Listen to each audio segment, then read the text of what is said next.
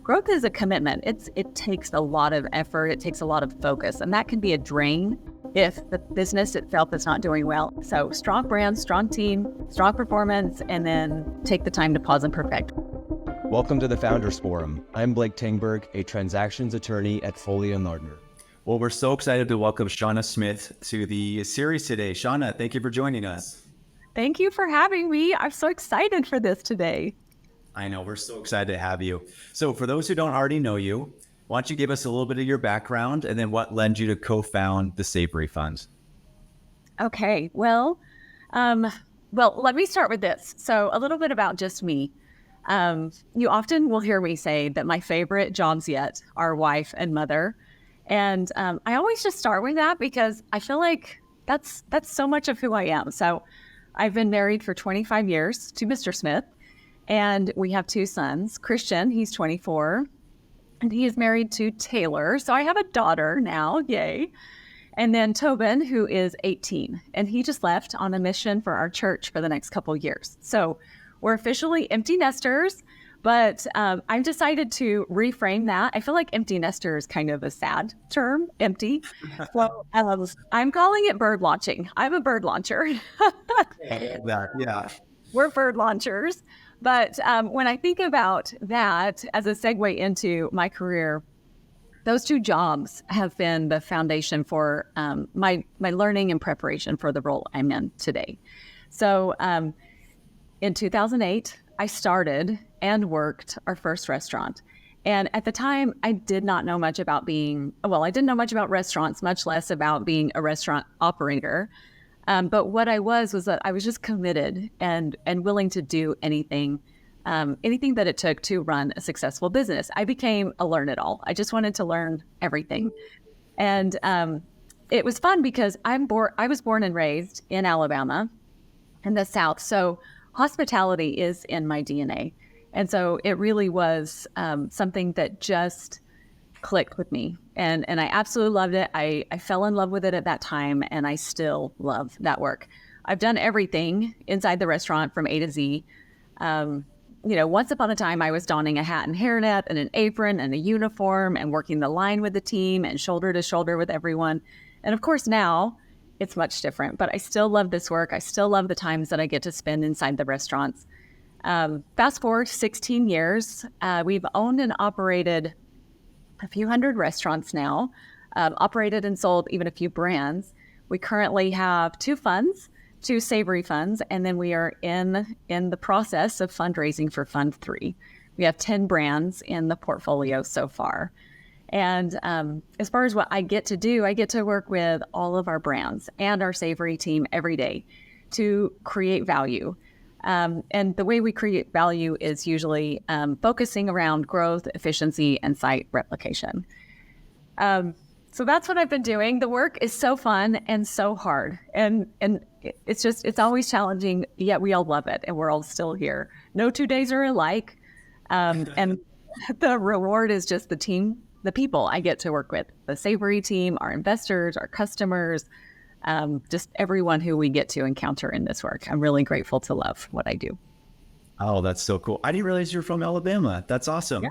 We're waiting for a savory comfort food now. Is that what no. Is that coming out? What's funny is we've talked about, there's just this little idea in the back of our minds. I've thrown it around with a few of the team. And I've just said, someday, if we ever wanted to open our own restaurant, I think that a Southern concept with just comfort foods, stuff, nothing too crazy like frog legs and all that weird stuff. But there's a version of Southern food that everyone loves that, we all relate to. And I think right now our barbecue concept reminds me of the South, a lot of what I used to eat growing up. So yeah. All right. We'll continue to cross our fingers for a Southern comfort. One. Well, tell me about those early years. As I understand it, you started the restaurant, but then you guys experienced some really tremendous accelerated growth in those early years. Yeah. What were some of the key factors that contributed to that kind of quick success, and what did you learn from that? Well, what I will say about the early years is a lot of the success that we had was, how do I explain it? It was just a fortunate accident almost, where we didn't even know how we were doing it and what specifically we were doing, but we were having success. And I do think a lot of it was that we were in the business every day. We were committed. We were trying to make the best decisions possible. But also at the time, we had plenty of fails.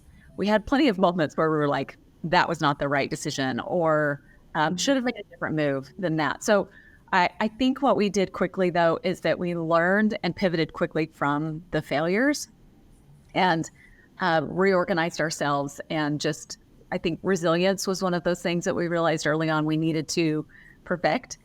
But now when I think about like, what are my learnings now? Like looking back, everything we've learned since the beginning, I think there are certain things that you need in order to scale a brand rapidly.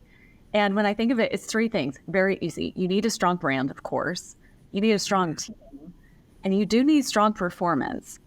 And when I say a strong brand, it's just that the brand, you can't scale a brand without an incredible brand that is consistent with their product, with their service. They have processes nailed, systems dialed in, and they're ready for that replication.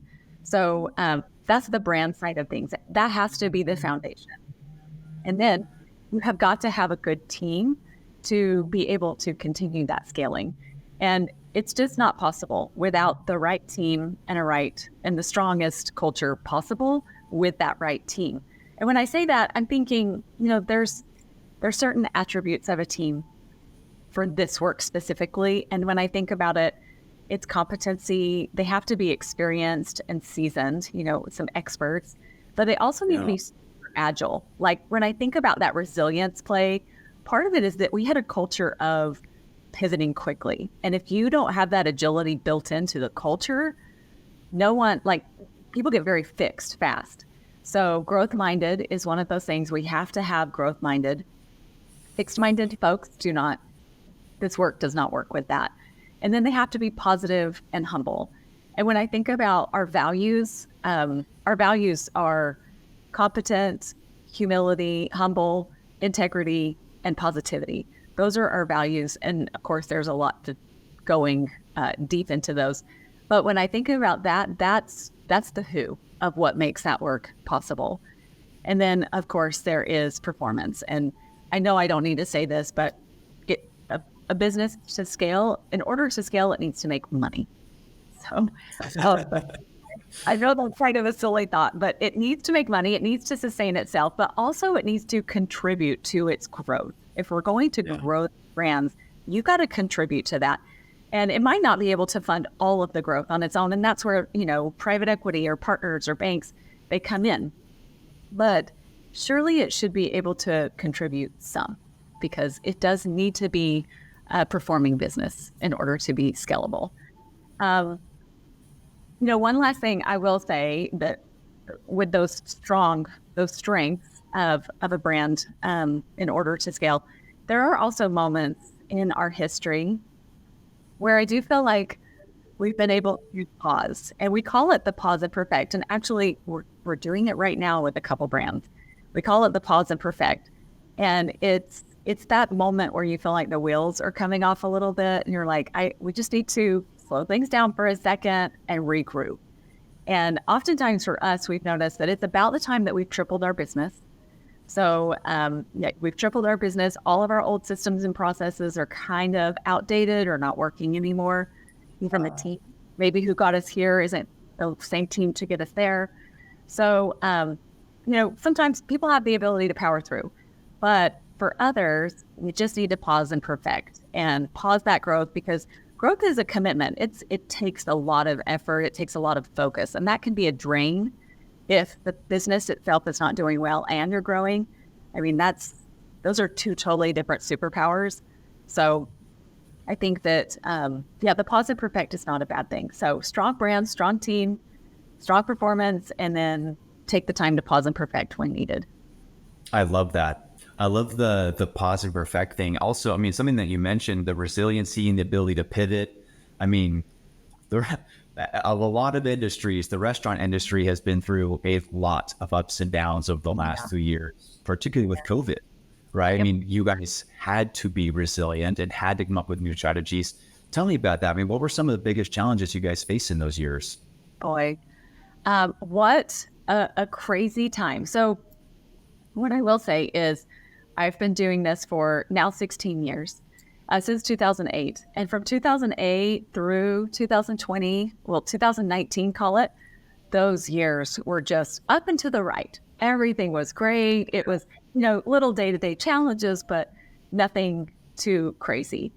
And what's funny is that I feel like these last few years have conditioned me, because thinking about challenges, I almost have to force myself to think of it that way, because now it's just another day. It's just another day of a problem. And challenges have just become very normal for us, I think for all of us in every industry, especially these years post-COVID. But just going into the COVID year for a second, when I think back to that time, the interesting part of our COVID experience is that as difficult as it was, we actually learned the gymnastics of it and figured out how to navigate it. We did not close any of our restaurants. We didn't close our office, not even for one day. The reason for that is because we had a moment in the very beginning. We had several team members come to us, and they said basically, listen, we're seeing companies shut their doors. We're seeing employees getting furloughed. We're seeing all of these headlines of people who are doing this, and we have bills to pay, and we're not going to be able to be without work for that long. So what are you going to do to help us? And it was very interesting because we sat in a room with a few of our executives, but also a few of our operators, and we determined that we were going to do everything we could to keep our teams working. And we knew that that would mean that we needed to figure out the gymnastics of navigating the day-to-day operations updates, or the what do they call it? The PPE, the personal equipment. Protective equipment. Figuring out all of that. So we created kind of this plan, and at the end of all of it, we called it, our mantra. I shouldn't say we called it, but we kept saying our mantra was stay safe, eat well, and keep our teams working.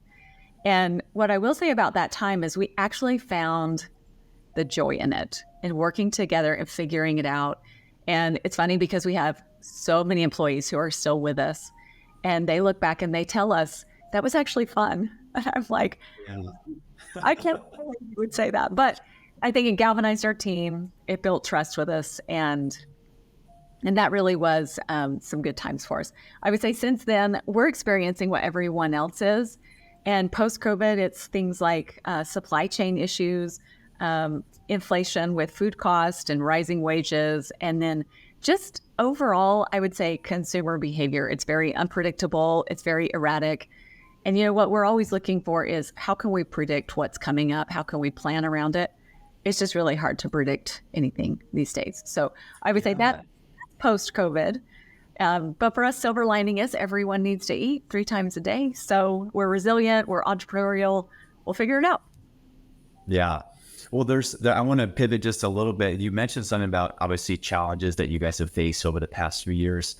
I have this quote, and I love this quote of yours. It's from the Utah Business Magazine, and you said, and I quote, "All of my challenges in the industry taught me that success is not a result of success.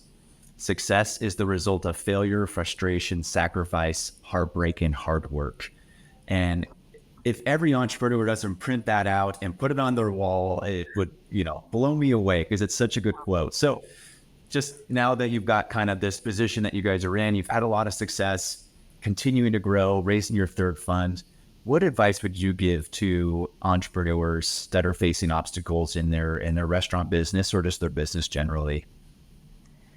I love that quote because I don't think we talk real enough sometimes. And, we're always looking at the headlines and all the successes, but not enough people are saying how hard it actually is, and that is part of it. It is actually part of the everyday. I have another one to add. that I've been saying lately, and that is, let me think, the valleys teach you lessons that mountaintops never will. And I say that because really you figure out in the hard times who you are and what needs to happen. It's almost like those valleys wake up the genius in you. And going to the real talk, here's where, let me just level with you and with anyone listening, and then I'll give some last words from Shauna. But we all look at companies and think, wow, they are crushing it. And I do think that's what it looks like from the outside. But what I described in that quote is what it actually feels like from the inside and what's actually going on. And I think every entrepreneur would agree. The struggle is necessary for the eventual success. And most days are more difficult than not. So most days, at least for us, we're heads down, working hard, putting out fires and solving problems. We're faced with difficulty every day. I think we all know that, but most people just don't talk about that. So I want to make it real for everyone because we need to talk about it more. My point in bringing it up and what I would share with anyone listening is just to reassure others that when hard times do hit, when you are feeling like you're failing, that's actually the part of the process to success. And not only that, but when you are experiencing that, congratulations, you're normal. This is normal for to go through tough times. And what ultimately matters, though, is what I've learned. What ultimately matters and people remember is how you react and how you rebound. And then also how you make others feel in the process. That is what people will remember. So kind of zooming out in those moments and thinking about, how do I want to be remembered? How do we want to respond to this? What is going to happen on the flip side of this? Because we will get through it. I say to my kids, to my team, to myself, so far we have survived 100% of our hardest days. Yeah. Yeah. I say that because we're going to survive. Yeah.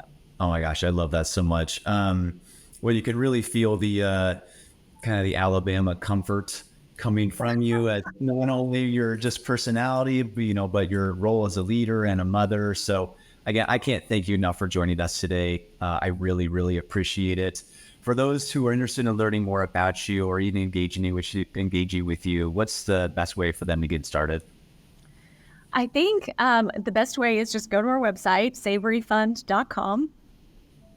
Even Instagram, I think our handle is just Savory Fund.